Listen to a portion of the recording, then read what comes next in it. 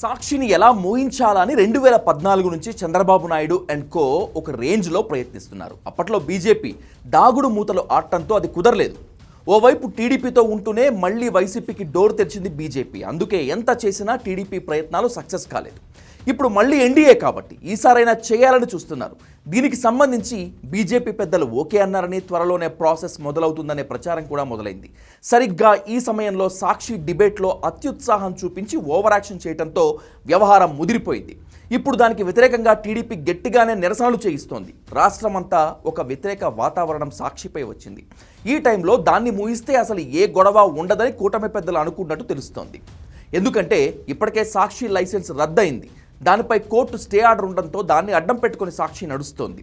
కోర్టులో ఆ stay vacate చేయిస్తే చాలు, సాక్షిని మూసేయొచ్చు.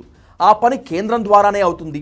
రాష్ట్ర ప్రభుత్వం చేయలేదు. ఎటూ రాష్ట్ర ప్రభుత్వం కేంద్రం అనుమతి లేనిదే ఏ స్టెప్ కూడా వేయలేదు కూడా. అయితే కేంద్రం ఇప్పుడు ఆ పని చేస్తుందా చేయదా, ఇంకా వైసీపీతో దాగుడు మూతలు ఆడాలనుకుంటుందా అనేదే ప్రశ్న.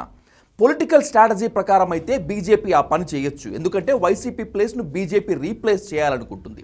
తద్వారా ప్రధాన పార్టీగా ఎదిగి అధికారంలోకి రావాలన్నదే లక్ష్యం. ఇందుకు పవన్ కళ్యాణ్ ఎట్లాగూ వారితోనే ఉన్నాడు. పవన్ను ముందు పెట్టి కథ నడిపించే ప్లాన్లోనే బీజేపీ ఉంది. ఇప్పుడు సాక్షి మూసివేతకు, ఆ తర్వాత జగన్ అరెస్టుకు ఓకే చెప్తే వైసీపీ కథ ముగుస్తుందా లేక సానుభూతితో మళ్ళీ లేస్తుందా అనే పాయింట్ వద్దే బీజేపీ ఆగిందని చెప్తున్నారు. సానుభూతి రాదు అనుకుంటే ఓకే అనే అంటున్నారంట. కానీ అది ఎవరూ ఖచ్చితంగా చెప్పలేని పరిస్థితి కనిపిస్తోంది.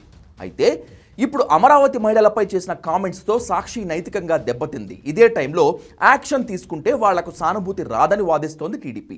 ఇప్పుడే బీజేపీపై ప్రెజర్ తెచ్చి ఆ పని పూర్తి చేయాలని కొందరు నేతలు అంటున్నారు.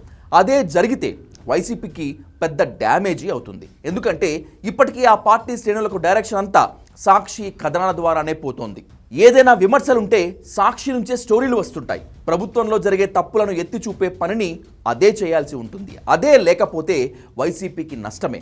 కానీ ఇప్పటికే వైసీపీ నేతలు ఒక ప్రధాన ఛానల్ను మాట్లాడుకున్నారనే టాక్ ఉంది. ఆ ఛానల్లో కూడా దానికి తగ్గట్లుగానే ట్యూన్ మారినట్లు కనిపిస్తోంది. ఆ ఛానల్ ఓనర్ తెలంగాణ వారే. అంతకుముందు 2 ప్రధాన ఛానళ్లకు ప్యాకేజీలు ఇచ్చి ఓపెన్గా చేయించుకోవటం వల్ల ఆ ఛానళ్లకు ముద్రపడి వాళ్లకు నష్టం జరిగింది. ఇటు వైసీపీకి డ్యామేజ్ అయింది. అందుకే ఈసారి సీక్రెట్గా కథ నడిపిస్తున్నారని చెప్పుకుంటున్నారు.